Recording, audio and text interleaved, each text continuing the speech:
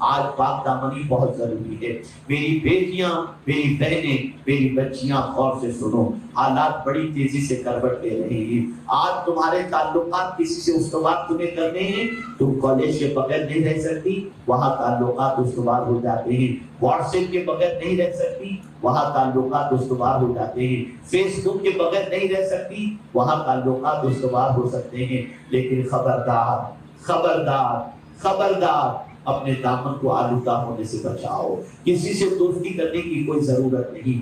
یاد رکھیں اور اچھی طریقے سے یاد رکھیں، دنیا کی زندگی بڑی مختصر ہے، کب تک جئیں گے نہیں معلوم۔ ایک دن اس دنیا سے جانا ہے، اور اس دنیا سے جانے کے بعد یا کیے کی جزا ملے گی یا کیے کی سزا ملے گی۔ اچھے کام کیے ہوں گے تو جزا، اور برے کام کیے ہوں گے تو سزا۔ یاد رکھو، چند دنوں کی زندگی کو گناہوں کی لذت سے آلودہ کر کے اپنی آخرت کو برباد نہیں کرنا چاہیے۔ تو عرض یہ کر رہا تھا، رسول رحمت صلی اللہ علیہ وسلم کی نگاہوں کے اندر وہ عورت سب سے اچھی جو پاک دامن ہو۔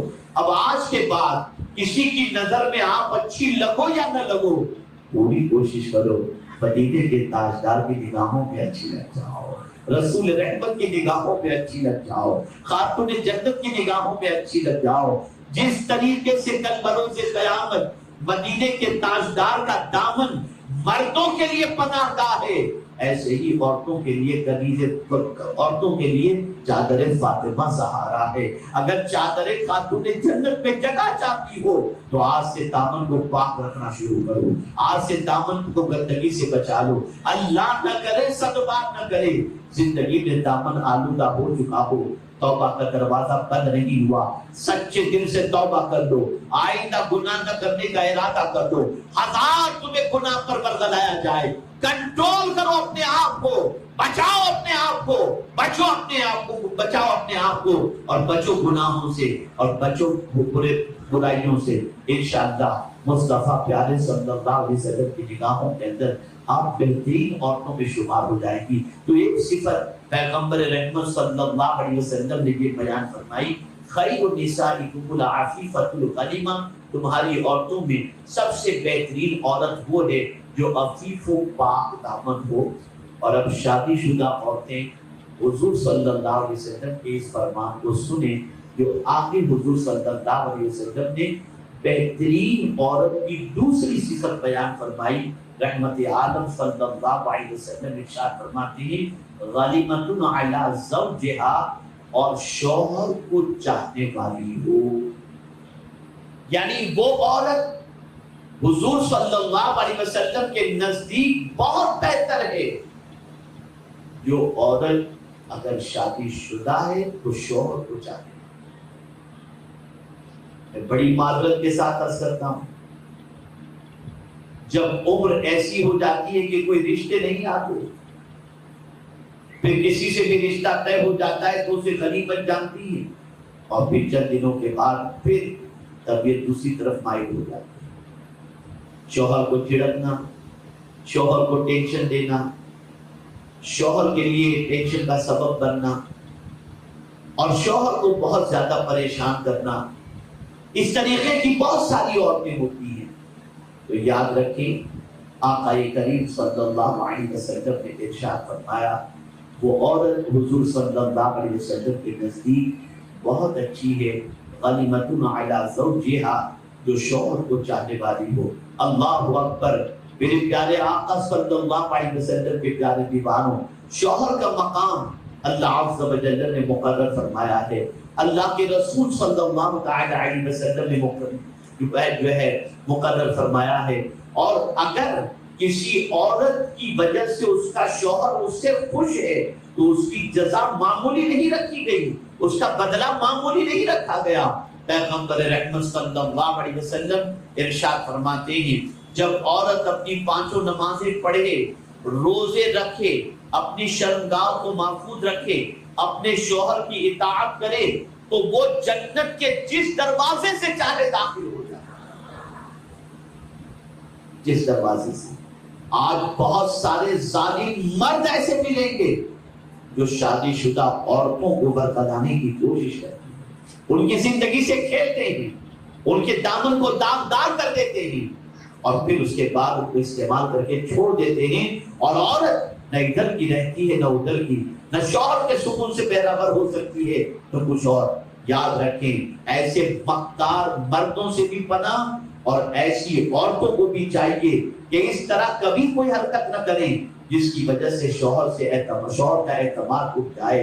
ہمیشہ ظاہر و باطن کے اندر شوہر کے سلسلے میں محتاط رہیں. شوہر جن کا آنا گھر میں ناپسند کرتا ہو خبردار اس کو کبھی گھر میں آنے نہ دیں.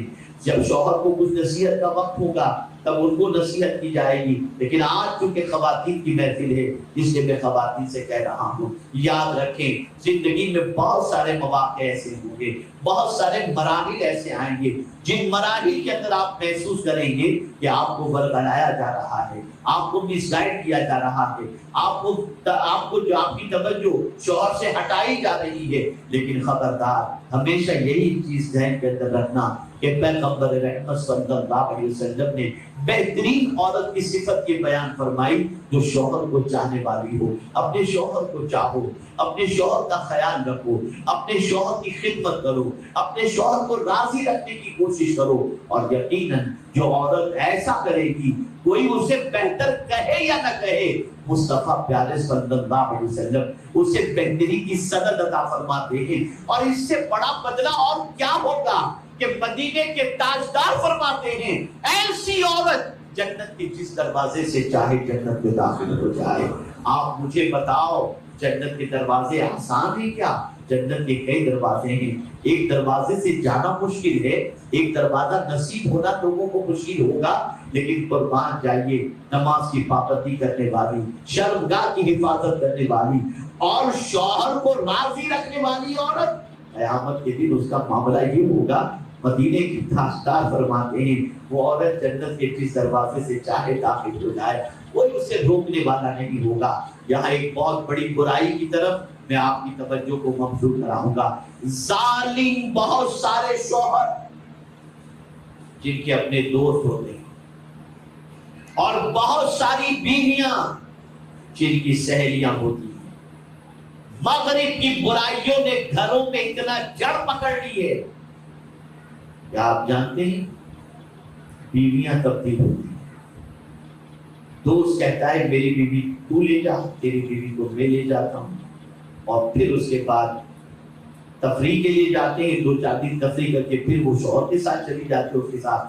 خدا کے لیے کسی حرام کام کے سلسلے میں شوہر کو راضی کرنے کی ضرورت نہیں ہے. خبردار شوہر کی اطاعت اس سلسلے میں نہ کرنا اور ایسے ظالم شوہر کو سمجھانا اور اس کی آخرت کی بربادی کے سلسلے میں اسے بتانا. آج ان ساری برائیوں نے جڑ پکڑ لی ہے اور میں ابھی 1.5 ہفتے پہلے کم و بیش برطانیہ کی سرزمین سے واپس آیا ہوں. تب سے مجھے چین کی نیند نہیں آ رہی، اور جب میں نے وہاں کے حالات کے حوالے سے سنا تو میری عقل تنگ رہ گئی. اور بعد میں دانشوروں سے جب میں نے یہاں پر پوچھا تو یہاں پوچھنے کے بعد پتہ چلا کہ ان برائیوں کی ابتدا یہاں بھی ہوئی ہے. اور وہ برائی کیا ہے؟ لڑکوں کا لڑکوں سے تعلق اور عورتوں کا عورتوں سے تعلق. یاد رکھیں اس قسم کے تعلق کی بنیاد پر اللہ کا غضب نازل ہوتا ہے، اللہ کا قہر نازل ہوتا ہے، اللہ عز و جل کی ناراضگی کو مول لینا ہوتا ہے. خدا کے لیے اپنی خواہش کو اس طریقے سے بے باک نہ کر دو کہ تم رب کے فرمان اور رب کے پیارے حبیب صلی اللہ علیہ وسلم کے فرمان کو بھی پیش نظر پر رکھو. کل بروز قیامت اللہ کا عذاب برداشت کرنے کی طاقت اس کے اندر ہے. آپ جانتے ہیں ایک بیٹی نے اپنے باپ سے پوچھا ابا جان کتنا پردہ جسم کا کرنا ضروری ہے؟ باپ پڑھے لکھے تھے، سلجھے ہوئے تھے، دیندار تھے. فرماتے بچی نے پوچھا ابا کتنا جسم کھلا رکھ سکتے ہیں؟ پردہ جسم کتنا کھلا رکھ سکتے ہیں؟ اللہ اکبر. باپ نے جواب میں فرمایا بیٹی جتنا اللہ کا عذاب برداشت کرنے کی طاقت رکھتے ہو اتنا جسم کھلا رکھو. اللہ اکبر. آپ میں اور ہم میں کسی میں طاقت نہیں. ایک چھوٹی سی گرمی سے 40 ڈگری ہو جائے تو ہماری زندگی اوپر ہو جاتی ہے، چین کی نیند نہیں آتی۔ قیامت کی گرمی کے بارے میں سوچو، آخرت کے بارے میں سوچو، اور برائیوں کو جو مغرب سے معاشرے میں داخل کی جا رہی ہیں اور آپ کی زندگی سے سکون چھینا جا رہا ہے، ان ساری برائیوں کو لات مارو اور اپنی نگاہوں کے سامنے خاتون جنت کی زندگی کو رکھو، اپنی نگاہوں کے سامنے ام عمارہ کی زندگی کو دیکھو، اپنی نگاہوں کے سامنے ام المؤمنین حضرت عائشہ صدیقہ کی زندگی کو رکھو، اپنی نگاہوں کے سامنے حضرت ام کلثوم کی زندگی رکھو، اپنی نگاہوں کے سامنے ام المؤمنین حضرت خدیجہ کی زندگی کو رکھو، اپنی نگاہوں کے سامنے اس طریقے سے وہ صالحات خواتین جن کی زندگی اللہ اور اس کے رسول کی اطاعت میں گزری ہے، ان کی زندگی کو رکھو تاکہ تمہاری زندگی بھی پرسکون گزر سکے۔ میں آج تعلیم کے سلسلے میں آپ کو دعوت اس لیے نہیں دیا کہ میں جانتا ہوں مرض جو ہے اس کا علاج آج بہت ضروری ہے، اور یہ بیماری پوری دنیا میں بڑی تیزی سے پھیل رہی ہے۔ لڑکیوں کا لڑکیوں کے ساتھ تعلق، عورتوں کا عورتوں کے ساتھ تعلق، مجھے تو یہاں کے حوالے سے، ہندوستان کے حوالے سے پتہ چلا کہ چند عورتیں مل کر کسی برائی کے سلسلے میں باہر کا دورہ کرتی ہیں، کوئی دبئی جاتی ہیں، کوئی کہیں پکنک پر جاتی ہیں اور اس طرح سے بدکاریاں کرتی ہیں۔ العیاذ باللہ، ڈرو اپنے رب کے قہر سے۔ عمر جو ہے وہ ڈھلے گی، حسن ڈھلے گا، جوانی ڈھلے گی، اور پھر تڑپتی ہوئی لاش کی طرح سے زندگی کے باقی ہے جان، اور مرنے کے بعد اللہ کا عذاب۔ اگر برداشت کرنے کی طاقت رکھتے ہو تو میں آپ سے کہوں گا، طاقت تو اگر رکھتی ہی نہیں ہو، اس کے گناہوں سے بچو، ان برائیوں سے بچو، اور پاک دامن رہنے کی کوشش کرو۔ اور خاص طور پر اب آخری بات کر کے میں اپنی گفتگو کو ختم کرتا ہوں۔ میری وہ بیٹیاں، وہ بچیاں جن کی بچیاں بھی 3 سال کی ہیں، 2 سال کی ہیں، 5 سال کی، 4 سال کی ہیں، ان کو بچپن ہی سے پاک دامن سکھاؤ، ان کی تربیت کرو، انہیں دوپٹے کا پابند بناؤ، انہیں اسکارف کا پابند بناؤ، انہیں پردے کے حوالے سے سمجھاؤ، گناہوں کے سلسلے میں بتاؤ، ان کی موبائل کے استعمال پر پابندی رکھو، زیادہ استعمال نہ کریں، ہر چیز پر کڑی نگاہ رکھو، اس لیے کہ قیامت میں تم سے پوچھا جائے گا تمہاری رعایا کے بارے میں، تمہارے ماتحت کے بارے میں۔ آج اگر خیال کرو گی، آگے زندگی کو سکون گزرے گی۔ اللہ اکبر۔